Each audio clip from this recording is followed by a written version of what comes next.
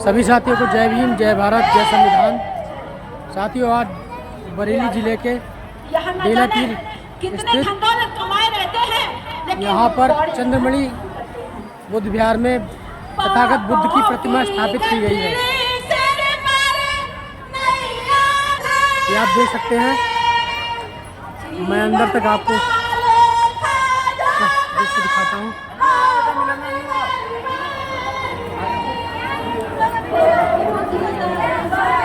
अच्छा,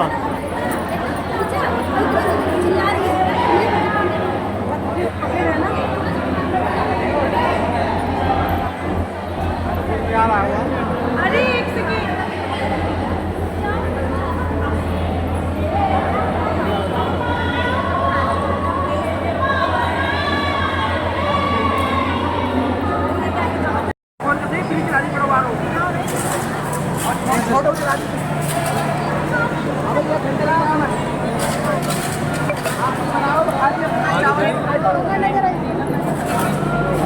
आगे नहीं बढ़ने देंगे, आगे नहीं बढ़ने देंगे।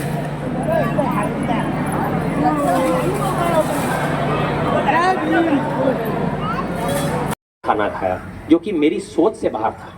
और हमारे देश की हालत यह है कि पिंडपात कुछ ओकेजनली किया जाता है, चारिका के लिए। अरे बनते जी, आज हमारे यहाँ कार्यक्रम है, थोड़ा चारिका करने के लिए आ जाइए, क्योंकि यहाँ पे प्रोग्राम है, तो हम लोग आपका इंतजार करेंगे।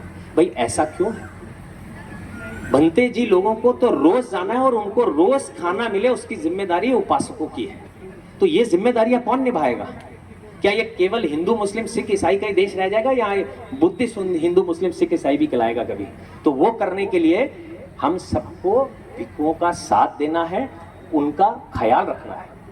फिर मूर्तियां जब मैंने बांटी तो 90% विहारों में भिक्षु नहीं है। कोई तो बोधाचार्य चला रहे हैं और कोई ऑर्गेनाइजर चला रहे हैं। अगर इस कार्यक्रम के अवसर पर आदरणीय भिक्षु संघ भक्ते लक्ष्मी जी, भक्ते ज्ञान लोका जी, और आज इस कार्यक्रम में विशेष अतिथि और मुख्य अतिथि की भूमिका में यहाँ पर मौजूद हैं माननीय डॉक्टर एम.के. रोतानी जी, गगन मलिक जी, राजीव चंद्रा जी, भक्ते मित्र और तमाम उपासक उपासिका और आयोजक समिति, जिन्होंने बहुत ही सुंदर यहाँ पर एक विहार बनाया और उस विहार का नाम रखा चंद्रमणि। आप सभी जानते हैं कि चंद्रमणि जो है ये डॉक्टर बाबा साहब अम्बेडकर के धर्मगुरु थे, जिन्होंने दीक्षा दी थी, इसलिए ये ऐसे पकड़ के बनाओ वीडियो। ये बहुत ही सुंदर नाम है। पकड़ के इसके लिए आप सभी लोगों को मैं ढेर सारी मंगल देता हूँ, बधाई देता हूँ, क्योंकि ये चंद्रमणि बनते जी जो है वो म्यांमार के थे और उस समय म्यांमार में काफी कुछ जो संत बड़ा स्ट्रॉन्ग संत था, धर्म का आचरण करने वाला था, और वो दिन प्रतिदिन भारत में प्रचार और प्रसार करने वाला ऐसा संत, जिन्होंने बाबा साहब अम्बेडकर को दीक्षा दी और वो 5 लाख लोगों के साथ में उन्होंने दीक्षा दी। ये बहुत बड़ी बात है।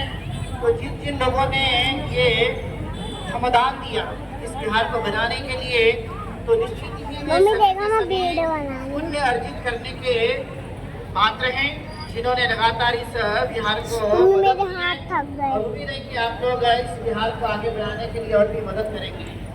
मैं 2-3 बातें आप लोगों के बीच में रखूंगा, आप सभी लोग बैठ जाइए। उपासिका हाथ से चाय दीजिए, बैठ जाइए, आप लोग बैठ जाइए। सभी लोग पहले यहाँ के अंदर व्यवस्था को बनाए रखें। थोड़ी देर मम्मी आप मना दो, मैं थक गई। चाय और मेरे हाथ थक गए, आप मना दो। दे सकते हैं, लेकिन आपका विचार जो है ये बहुत मुश्किलों से मिलते हैं, इसलिए आप इसका ध्यान रखेंगे। गगन मलिक जी, आप भी बैठ जाइए, बैठ जाइए। आप जो लोग जिनका निवेदन है आप मतलब व्यवस्था ना बनाए, बिल्कुल। तो जब आपको पता होगा कि यदि इस देश में जब आप ही व्यवस्था को खराब करेंगे तो और लोग के लिए आप लोगों ने, सब लोगों ने सुनना बहुत जरूरी है। यदि हम सुनते हैं तो हमें डिसिप्लिन जिसे कहा जाता है, क्योंकि डिसिप्लिन बनाना ये तो बहुत कठिन काम है, ये मेंटेन करना भी कठिन काम है।